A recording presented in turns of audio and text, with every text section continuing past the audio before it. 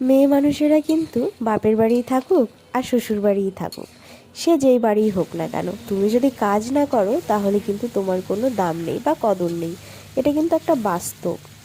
সত্যি কথা বলতে আমি কিন্তু আমার কাজ করতে সত্যিই ভীষণ ভালোবাসি, সেটা বাড়িতেই হোক আর মানে শ্বশুর বাড়িতেই হোক না কেন, যে কোনো কোথাও।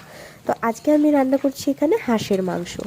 গলাটাকে একটু ইগনোর করো, কারণ আমার যেহেতু ঠান্ডা লেগেছে আর এটা বেশ কয়েকদিন আগের ভিডিও, তাই জন্য আজকে ভয়েস নোট দিচ্ছি।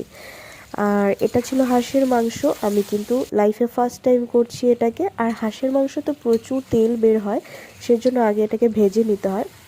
তেল দেওয়ার প্রয়োজন পড়ে না, সেই মাংস থেকেই তেল বের হয়। তো এটা ভেজে নিয়ে আমি মশলা যা যা দেওয়ার, রসুন, হলুদ, লবণ সব কিছু দিয়ে এটাকে জল দিয়ে দিয়েছি, যাতে এটা ভালো করে সেদ্ধ হয়ে যায়।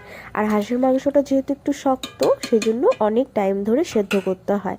আর উনুনে করতে ভীষণ ভালো লাগে আমার, কারণ আর শীতকাল, উনুনের পাশে বসতেও ভালো লাগে, সবাই মিলে গল্প করতেও ভালো লাগে, তো সেই জন্য উনুনেই করছি।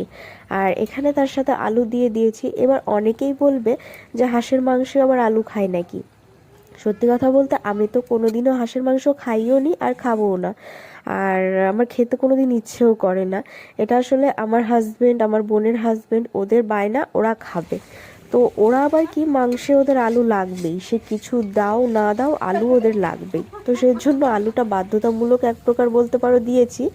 আর মাকে যত বাড়ি দেখেছি ছোটোবেলা থেকে আমি হাঁসের মাংস রান্না করতে, আমি খাই না, তবে আমার ঠাম্মি আবার হাঁসের মাংস খায়, মাও খায়, বুনুও খায়। তো আমি যতবার দেখেছি ওদের, তো কোনোদিনও আলু দিতে দেখিনি। তা যাই হোক, আমার মাংসটাও কষানো হয়ে গেছে এদিকে। আর মাংস কষা রেখেছি 2-4 পিস সবাই খাবে বলে। আর এদিকে ঝোলও দিয়ে দিয়েছি, প্রায় রান্না আমার শেষের দিকে। আর উনুনে দেখো বেশি জাল দিচ্ছি না এখন, কারণ উনুন তো জানোই এত জোরে জ্বলে না যে ঝোলটা শুকিয়ে যাবে। তো এখন যা তাপ আছে উনুনের, এমনিই হয়ে যাবে ঝোলটা জাস্ট। আর এই দেখো মাংসটা দেখো আমার হয়ে গেছে।